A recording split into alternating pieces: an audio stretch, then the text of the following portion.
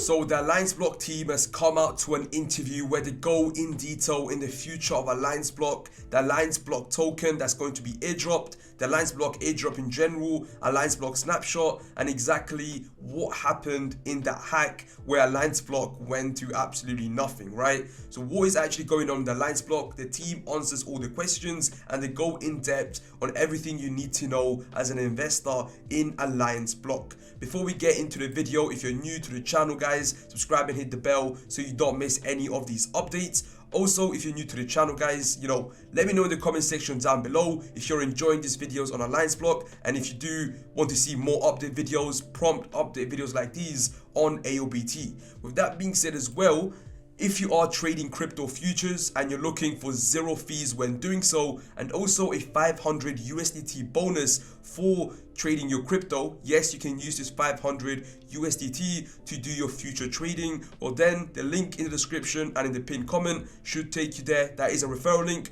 You'll be supporting the channel and you'd also be signing up to CoinW, the same exchange that I am using, where you can get yourself 500 USDT for absolutely free just for signing up. With that being said, now let's get into this video and react to this interview. And in this interview, you have the Alliance Block main account joined and the Think and Dev team. The only team member that is in here is the co-founder, Mathis de Vries. Hopefully I didn't butcher the name. If I did, I do apologize. He is the founder and CTO of Alliance Block. With that being said though, let's get into this interview and give you my reaction. I do need to mention that the first 40 minutes is skipped because it's simply just an introduction, them talking about how their day is going, introducing Think and Dev, which I know you guys are probably not interested in. If you are though, check it out on the Alliance Block Twitter. But in this case, we're going to get into the interview and give you my live reaction. So yeah.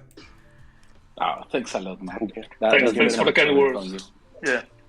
So about myself, I'm one of the founders of Alliance Block, CTO. So it means I'm responsible for product development, but as a founder, also responsibility over marketing, finances, a lot of things related to just running a company together with my co-founder Rashid. Rashid Ajasha is the CEO of Alliance Block, and together we founded Alliance Block with Amber Gadar in 2018. And since 2018, we always wanted to have the building the bridge between traditional finance and decentralized finance, making traditional financial products more accessible to people inside of decentralized finance, and the other way around. And throughout the years, we've built on several products, which are now finally starting to come together thanks to the Nexera protocol that we are going to dive a little bit deeper in later on in this space, I guess. But yeah, briefly, Alliance Block is focusing on being the infrastructure provider for DeFi building blocks to make them accessible for traditional finance, so that this gap is being bridged between both industries. Now, one thing he actually mentioned there that I thought was interesting is the fact that, Alliance Block has been around since 2018. A lot of the comments that go around Alliance Block right now is that the fact, this was an inside job, it was a complete scam. Now, I can see on why people are saying that. It is pretty shady that Bonk DAO was holding half of the circulating supply. Yeah, it is definitely really odd. However, one thing you need to remember is the fact that if they really wanted to do this, they could have done it in the bull run in 2021, when the price of the token was much higher, the market cap was much higher, where there were scams going on left, right, and center.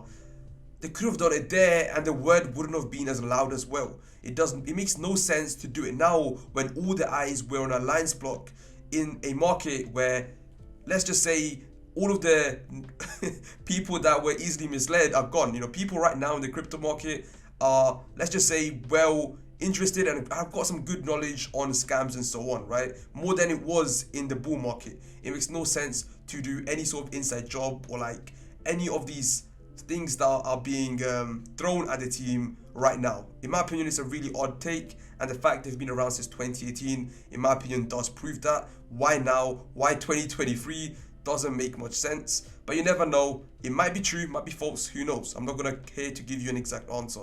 But yeah, let's get back into this interview. And I'm gonna try to interrupt it as less as possible. Perfect. That sounds really amazing. We had the luck that we was working with you the last 2 years and a half, and we know every single project that you was working on as a company.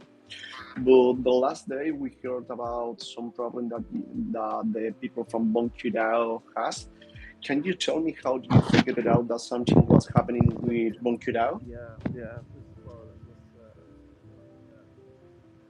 I'm sorry, Matt, I think that you have a trouble with your microphone. Maybe you're... Yeah, is this better? Yes, Yeah, 100%. Okay, yeah, cool. Yeah, so it was that was a terrible incident that made us work day and night now since the incident happened, in order to make sure that we have a good token distribution happening soon.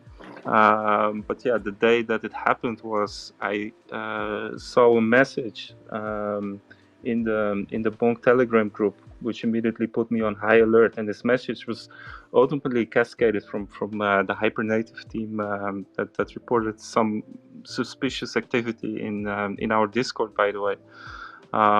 So this prompted me to dig into the Bonk front end first. Like, is everything operational? Something weird ongoing? I alerted Rashid, and immediately we all went into a call, assembled a crisis team without knowing yet what was going on. We wanted to make sure that if it's serious, we at least have all the people together that can deal with an incident, and immediately started digging into on-chain data. And first thing we did was going through Polygon scan, the Polygon version of Etherscan, and looking on the Alliance Block token, the most recent transactions. And that's when we saw that one of the recent transactions was a transaction of around 110 ALBT that was being sent to our bridge.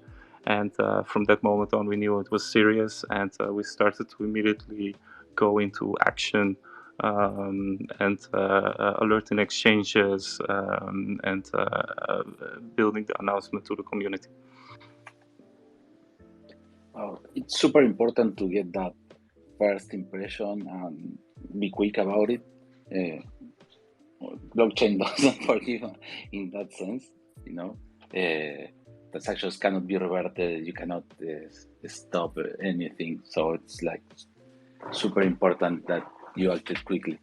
It's a gut-wrenching moment, you know. You know that you cannot stop it. You know it's on chain, and you know that somebody out there, you know, it's going away with these tokens. You know, it feels like it's worse than a punch in the gut. Right? You cannot express it with words. And luckily, you know, we've all faced numerous crisis events. You know, running a business. But nothing as major, fortunately. So we know how to keep our head cool and assemble the crisis team, go into action. But yeah, it's a tough moment, that's for sure. I can imagine. But you pull out a war room like super quick, and at least acted on it very fast. At least at that point, that was where we were involved. Matthias asked us to try to figure out. So far, this is pretty much just going through exactly how it unfolded, how they found out about the news, and not much in detail yet, but hopefully they add on to it, you know. But yeah. What if there was a breach on the LBT protocol, or what had happened? You know, it's kind of hard because you need to do it quick, because if it's a breach, another guy can copycat the first attacker. So exactly. Yeah. It's like time is precious. Yeah. So what was your approach trying to find out that once you know the breach, and after you post the breach and let all of the exchanges? Yeah, so I think we were fortunate enough to go immediately to dig into the recent token transactions, because if you go to the token address on Polygon scan of the ALBT token, you see all the recent transactions that are being performed, and from the transaction activity, you can already see if something is ongoing that's not normal. And this was immediately clear that something was not normal. And from this transaction, because it was really big, it was 110 million ALBT, you could immediately find the address of the culprit that's behind it. So immediately lock that down, so we could monitor this from that point on. So we could monitor two things. We could monitor backwards to see on Polygon scan what's exactly the things that he has been doing. Because we had multiple people in the war room, everyone got the task. You investigate the bonk troves, you investigate the teller oracle, you investigate the bridge and lock it down, and you continue monitoring forward on Etherscan. What is the guy doing now? Is he going to slip up? Is he going to send something to Binance? So, everybody has a task and everybody is monitoring. Yeah, totally. I must admit that in that sense, blockchain is like a two-edged sword, right? So for the attacker, he has the opportunity to see the code as it's public and verified. And at the same time, when he wants to withdraw the funds and whatever, you can also trace him because the blockchain is public. So it's kind of like a hunt, right? Trying to figure out where the transactions were, where is he going, where is he going, what protocols. Exactly, and you hope it's a hunt, right? Because you hope that somewhere down the line, he's gonna slip up. Now, when it comes to finding a hacker, especially in this magnitude, right? Like, guys, a lot of the times they do get caught. A lot of the times they don't get caught for a lot of years. So, time will tell, but personally, especially with the way he's been covering everything up, I don't think this hacker is going, to be caught anytime soon, slip up anytime soon, especially with the amount of funds he's got himself involved in. So, I don't know, guys. It's going to be an interesting scenario to see if he gets caught up or not. But yeah, let's see. So one of the first things that you do in order to hunt him down is, they have to pay for gas fees, right? The initial transaction, it has to come from somewhere.